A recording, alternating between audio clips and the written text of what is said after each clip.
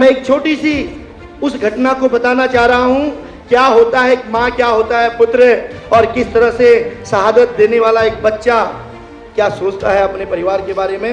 क्योंकि ये देवों की भूमि है, ये सैनिकों की भूमि है, ये योद्धाओं की भूमि है।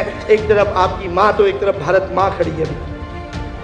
ये उस त्योहार की बात मैं कर रहा हूं जब हम दीपावली मनाते हैं, जब हम और बच्चों की तरह अपने पिता के साथ मार्केट जाना चाहते हैं, अपनी माता पिता के साथ हर त्योहार को खुशी खुशी मनाना चाहते हैं। एक शहीद का परिवार भी बेटा ऐसा ही सोचता है।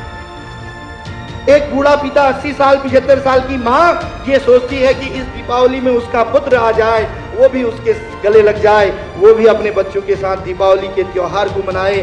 वो राष्ट्र के निर्माण के लिए शहादत में, वो बॉर्डर में हो या सियाचिन में, देश की रक्षा के लिए आना तो चाहता है लेकिन आ नहीं पाता। और अचानक एक खबर आती है कि इस बार धनतेरस के दिन, इस बार दीपावली के दिन वो पुत्र, वो भाई, वो पिता दीपावली के त्योहार में घर आने वाला है। ध्यान से सुनिएगा बेटा, खबर आती है कि इस दीपावली में वो पिता घर आने वाला है। मानो घर में खुशहाली आ जाती है, घर के अंदर रोशनी से घर जगमगाने लगता है। उन बूढ़े माता पिता के आंखों में भी अब रोशनी आ जाती है बेटा। और वो छोटे छोटे भैया बहन 10 साल 9 साल की उम्र में अपने पिता से मिलने, उनके गले लगने के लिए लालायित रहते। आज वो माँ जो दिन भर काम करती थी वो भी दुल्हनों की तरह सजने लगती है बेटा। और जब ये खबर आती है कि पापा आ रहे हैं तो मानो सबके अंदर एक सकारात्मक ऊर्जा आ जाती है। और धनतेरस के दिन, जिस दिन उन बेटे को पहुंचना था, जिस दिन उस जवान को घर पहुंचना था, रात को अचानक 12-1 बजे एक फोन की आवाज आती। वो बूढ़ा पिता इस उत्साह से फोन की ओर लपकता है कि शायद उसका बेटा, शायद उसका पुत्र स्टेशन में आ चुका है। वो खुशी के मारे फोन उठाता है और जैसे ही फोन उठाता है वहां से एक संदेशा आता है कि कल जम्मू कश्मीर से आते हुए कुछ आतंकवादियों ने, कुछ अलगाववादियों ने घात लगाकर हमला कर दिया, जिसमें कई बेटे शहीद हो गए, उसमें एक बेटा आपका भी शहीद हो गया। इतना कह के वो फोन कट जाता है बेटा। वो पिता वहीं पर टूट जाता है, वो पिता वहीं धरा में गिर जाता है। वो बूढ़ी माँ महसूस कर लेती है, वो मूर्छित सी हो जाती है। जिसने अपने बच्चों को, जिसने अपने बेटे को बुढ़ापे का सहारा बनाना था, वो अपने आंखों के सामने अपनी लाठी को टूटते हुए देखती है। और जो माँ दुल्हनों की इंतजार में सजी थी, अपने पति के इंतजार में खड़ी थी, वो बेहोश सी हो जाती है।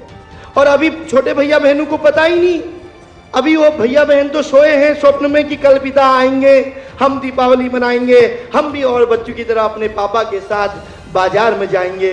वो छोटी सी बहन जब सुबह को उठती है, वो छोटे भैया जब सुबह को उठते हैं, उठने के बाद तुरंत दादाजी दादी के पास जाते हैं, माँ के पल्लू को हिलाते हैं, बोलते माँ पापा नहीं आए, पापा कहाँ हैं, हम भी अपने बच्चों की तरह, हम भी अपने दोस्तों की तरह दीपावली मनाना चाहते हैं, आपने तो कहा था आज पापा आने वाले हैं। कोई उत्तर नहीं मिलता बेटा। वो अपनी माँ से कहते हैं कि माँ तू बोलती कि नहीं, तो कल तक जो दुल्हनों की तरह सजी थी, तेरे हाथों में मेहंदी लगी थी, आज तू क्यों बेहोश सी है। बेटा कोई जवाब नहीं मिलता। और जैसे ही बाहर जाते हैं, देखते हैं कि पूरे आंगन में लोगों की भीड़ नजर आती है। वो छोटी सी बहन अपने भाई से कहती है कि भाई आज ये नहीं हम अपने पिता से मिलेंगे, आज ये नहीं हम दीपावली मनाएंगे, ये तो कल भी आके मिल लेंगे, हम बरसों से इंतजार कर रहे थे, आज हम पिता के गले लगेंगे। जब बहन ये बोलती है तो भाई उससे पहले कुछ बोले, दूर देखते हैं कि आंगन की ओर तिरंगे से लिपटी एक शहादत आती है बेटा।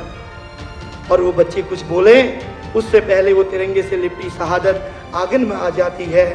और वो बच्चे जैसे ही उसके पास जाते हैं, समझ जाते हैं और दौड़ के उस तिरंगे के गले में लग जाते हैं, क्योंकि वो शहादत कोई और नहीं उनके पिता की होती है।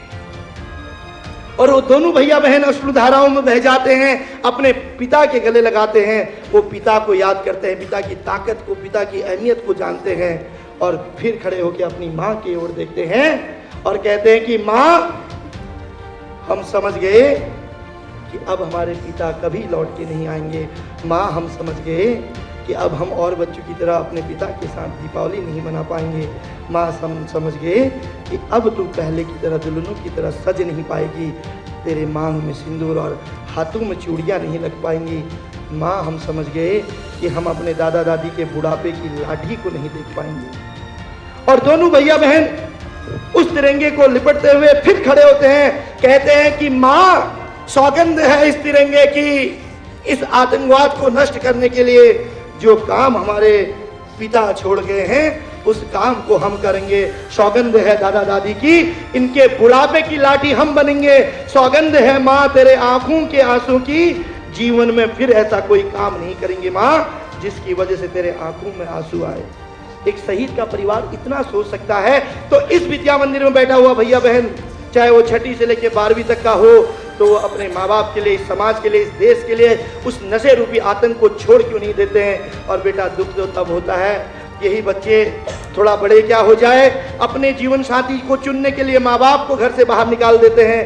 थोड़ा पढ़ लिख के पैसा क्या कमा ले, अपने माँ बाप को अनाथालय और वृद्धाश्रम में भेज देते हैं। बेटा किस संस्कृति की बात करते हैं, किस युवा शक्ति की बात करते हैं। और हद तो तब पार हो जाती है जब नशे में पागल होके जिस पिता ने गोद में रखा था, जिस पिता ने ताकत बन के जिया था, उस पिता के ऊपर कुल्हाड़ी से वार कर देते हैं। जिस माँ ने भूखे प्यासे होके दुख कष्ट में भी अपने बेटे को पाल पूछ के बड़ा किया था, वही बेटा माँ का हथियारा बन जाता है। वही पिता, वही पुत्र फिर माँ के ऊपर हथियार उठा देता है।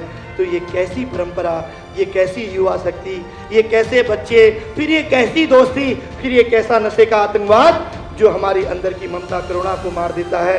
अपनी वाणी को विराम देते हुए केवल इतना कहूंगा कि हो गई है पीर पर्वत सी पिघलनी चाहिए, हो गई है पीर पर्वत सी पिघलनी चाहिए, इस हिमालय से कोई गंगा निकलनी चाहिए, इस हिमालय से कोई गंगा निकलनी चाहिए।